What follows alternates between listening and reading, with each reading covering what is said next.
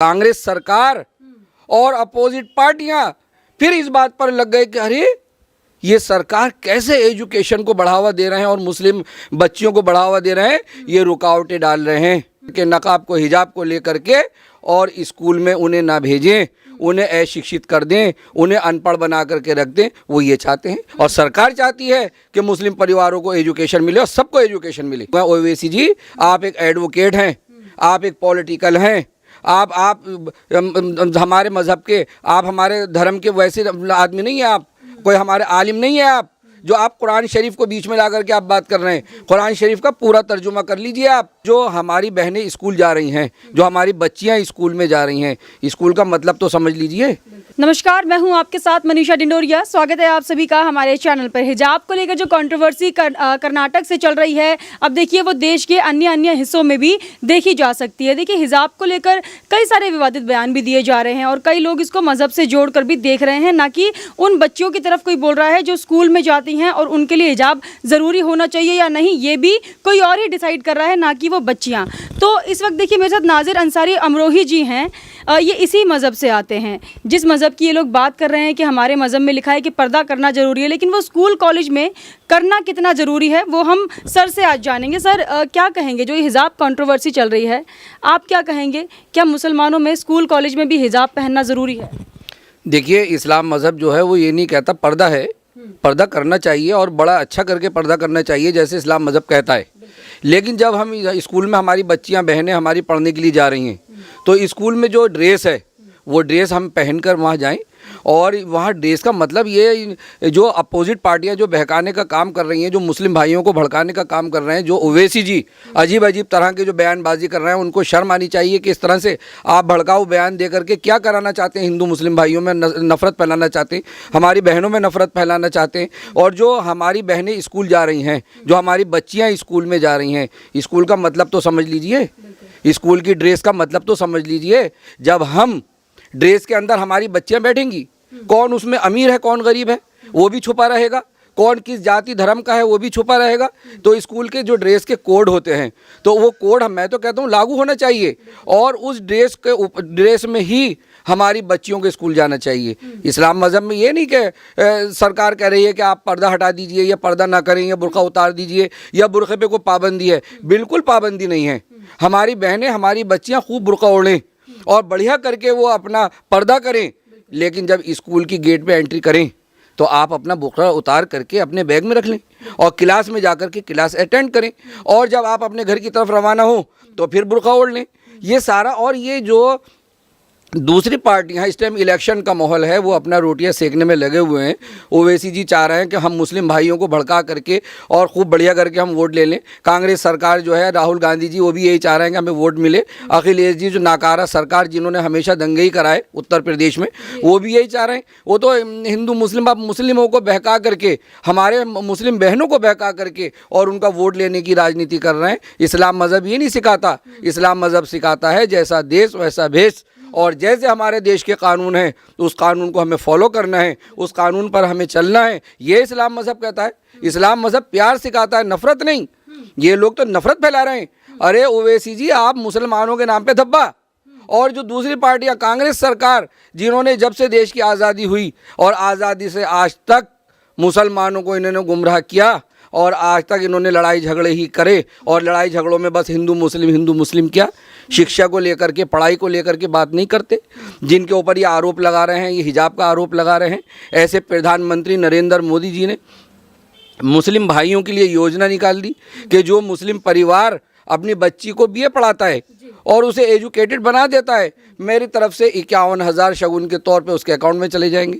अगर ये सरकार दुश्मन होती, मुस्लिम भाई बहनों की दुश्मन होती, तो ऐसी योजनाएं निकालते कि किसी तरह से बच्चियां हमारी एजुकेशन करती रहें।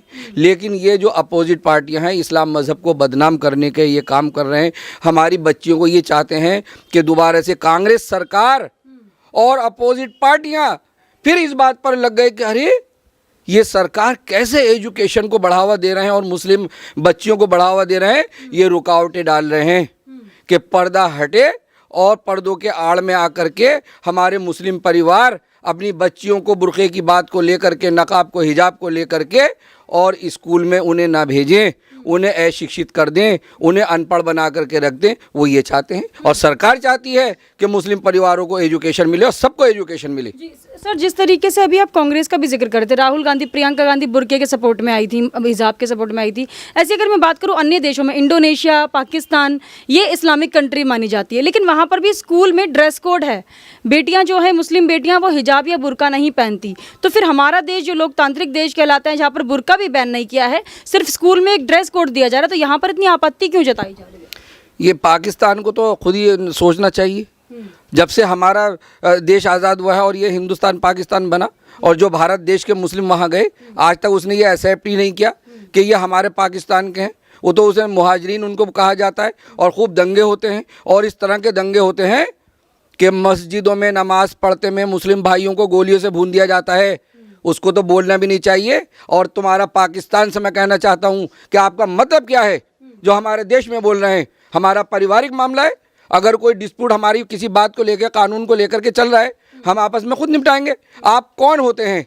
और आपने जो ड्रेस के जो कोड लगा रखे हैं, आपके स्कूलों में भी तो कोड हैं, वहाँ पर भी तो बच्चियाँ जाती हैं, मुस्लिम बच्चियाँ जाती हैं, और वहाँ ड्रेस लगे हुए हैं और ड्रेस के अंदर ही जाते हैं। और होना भी चाहिए, और है, उसको सब फॉलो करते हैं ये। लेकिन ये अपना तरह तरह से, ये पाकिस्तान भी, वो तो हमारा दुश्मन मुल्क है, वो तो हर तरह से, उसको तो ज़रा सी बात लगे और वो अपना आगे से बोलने से अपना शुरू हो जाए। और इसी तरह हमारे जो देश के कुछ लोग हैं, जो अपोजिट पार्टियां हैं, कांग्रेस सरकार है, ये सारे के सारे ये देशभक्त नहीं है। ये देश को गुमराह करने वाले लोग हैं। ये हिंदू मुस्लिम भाइयों को गुमराह करने वाले लोग हैं। ये देश को मजबूत करने वाले नहीं हैं। देश को मजबूत अगर करने में आई सरकार, तो भारतीय जनता पार्टी आई, और उससे ये सारे बौखलाए हुए हैं। अब ये इलेक्शन थे, इन्होंने काम बढ़िया किए, मोदी जी ने काम बढ़िया किए, उत्तर प्रदेश में योगी जी ने काम बढ़िया किए, योगी जी ने घर दिए, और अखिलेश जी ने साइकिल बांटी थी। तो साइकिल बढ़ी या घर बढ़े? जिसको घर मिल गया उसकी ज़िंदगी बन गई। 5 लाख रुपए हॉस्पिटल कार्ड, इलाज कराइए, कहीं पे जाइए, प्राइवेट में जाइए, सरकारी में जाइए, और फ्री इलाज कराइए, 5 लाख रुपए 1 साल के। तो योगी जी ने सबको दिया, और इनको इतना डर लग गया कि अब के मुस्लिम वोट खिसक गया, और मुस्लिम वोट योगी जी को भरपूर देने के लिए तैयार खड़ा है और देने के लिए चल रहा है। लेकिन अब इनको पता लग गया, इन्होंने ऐसा हिजाब का मामला निकाला कि देखिए कैसे ये अपना उसको उछाल रहे हैं। मतलब मुस्लिमों को भड़काने के लिए हिजाब वाला मुद्दा लेके आया गया है, ताकि वोट ही ना दे मुस्लिम। जी हाँ, उनको बहकाया जा रहा है, हमारे मुस्लिम भाइयों को बहकाया जा रहा है कि ये आपका पर्दे पे पाबंदी लग रही है और बुर्का। अरे मना कौन कर रहा है? ना सरकार मना कर रही है, ना भारतीय जनता पार्टी मना कर रही है। पर्दा रहेगा, आप खूब पर्दा करें, खूब आप हिजाब लगाएं, और जो शरीयत में है वो करें, इस्लाम मज़हब के हिसाब से आप चलें। लेकिन स्कूल को जो नियम रूल हैं उसको तो फॉलो करें, वहाँ ड्रेस तो पहने। तो ये सारी चीज़ें इनको हज़म नहीं हो रही हैं, और अपोजिट पार्टियों को लग रहा है कि हमारा सूपड़ा साफ़ हो गया है, जनता समझदार हो गई है, और हिंदू मुस्लिम जनता सारी की सारी समझदार हो गई है। और जनता ये भी जान गई है कि अब नरेंद्र मोदी प्रधानमंत्री किसी के दुश्मन नहीं है, चाह रहे हैं कि मुस्लिम बच्चियाँ पढ़ें, एजुकेशन लाएँ।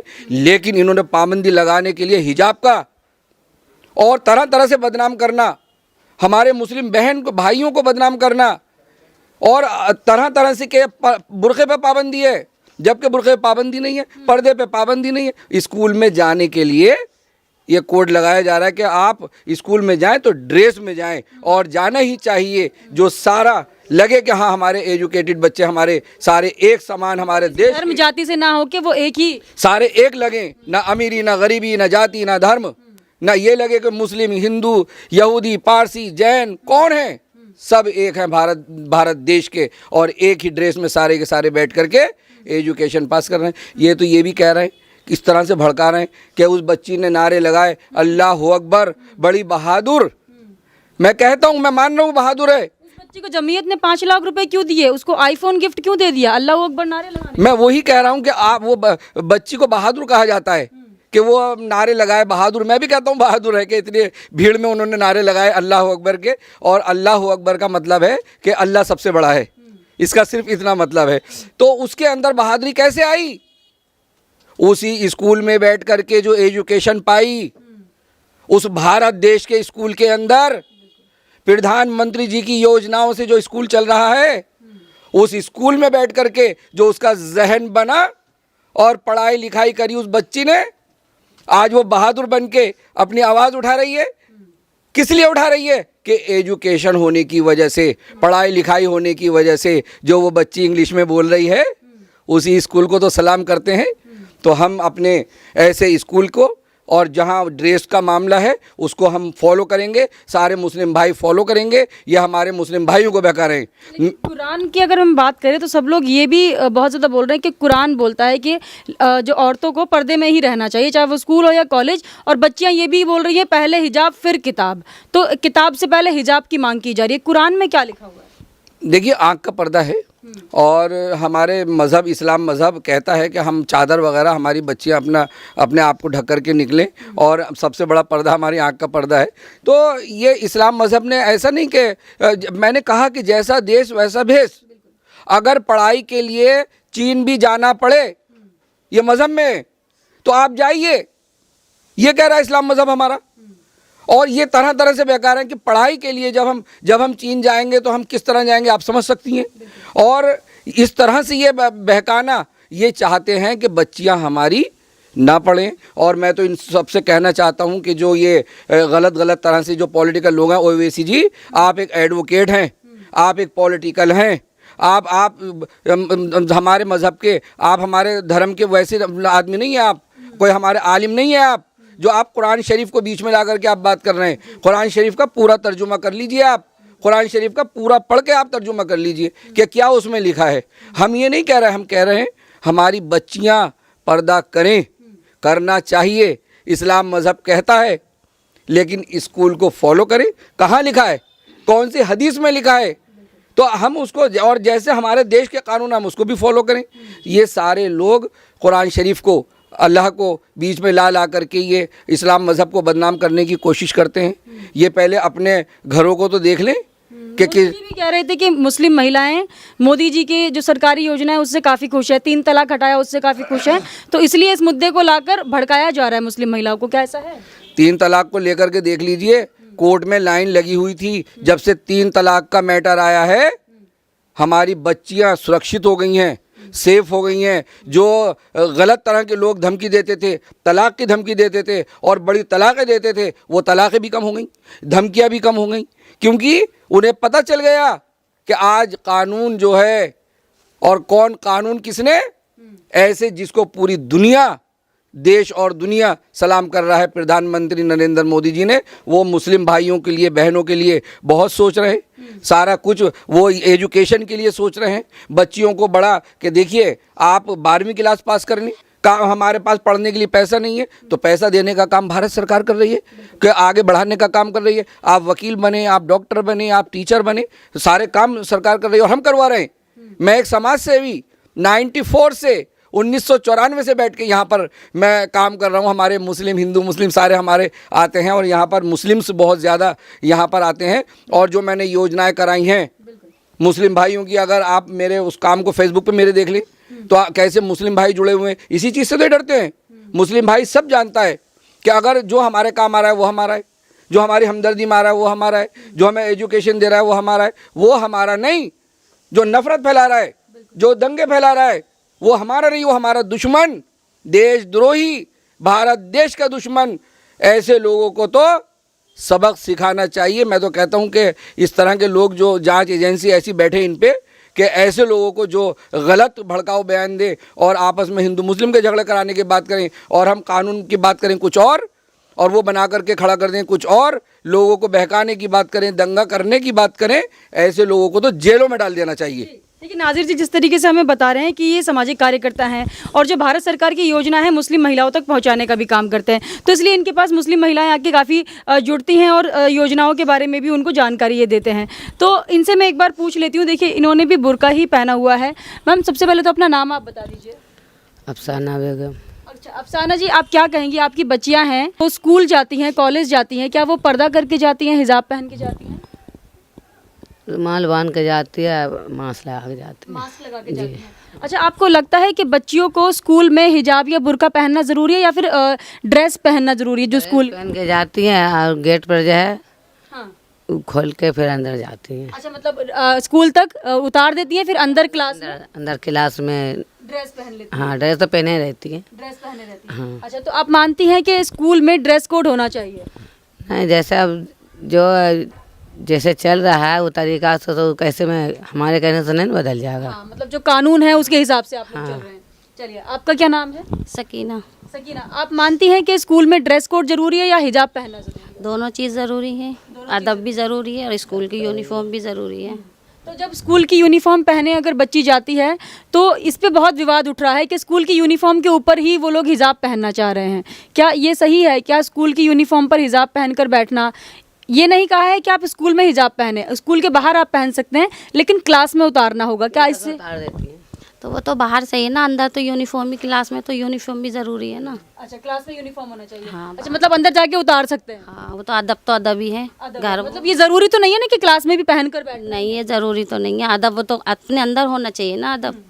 तो ये यूनिफॉर्म भी ज़रूरी है, स्कूल में तो सब एक सामान दिखें, वो चीज़ भी जो बोल रहे हैं वो चीज़ तो सही है ना। सही है जी ठीक है। तो मतलब आप मानती हैं इस चीज़ को कि स्कूल में हिजाब नहीं होना चाहिए, बाहर आप पहन जी, बाहर अदब कर जाइए, क्लास में जाइए तो अपने ऊपर है ना, हमें क्या सही है क्या गलत है। अंदर तो सब एक साथ ही है, होना चाहिए ना, वो चीज़ भी ज़रूरी है। चलिए, और भारतीय कानून को भी आप लोग मानते हैं? जी तरीके जी से चल रहा है। जी। चलिए ठीक है। तो देखिए, महिलाएं जो इनके पास आती हैं, बैठती हैं, इनसे हमने बातचीत की है, तो इनका भी यही मानना है कि स्कूलों में आप हिजाब पहनकर जाइए, लेकिन स्कूल के अंदर जब क्लास में एंटर करते तो आप उसको उतार दीजिए। बाहर आप गेट के बाहर निकलते तब आप बुर्का या हिजाब पहन सकते हैं। नाजिर जी से भी हमने बात की है। नाजिर जी ने हमें बताया कि कुरान में इस तरीके से कहीं नहीं लिखा गया है कि बेटियों को स्कूल में पर्दा करना ज़रूरी है, स्कूल में एजुकेशन मिलना ज़रूरी है, ना कि पर्दा करना। आप हमें कमेंट करके ज़रूर बताइएगा आपका इस पर क्या कहना है। हमारे साथ ऐसे ही बने रहिए। धन्यवाद।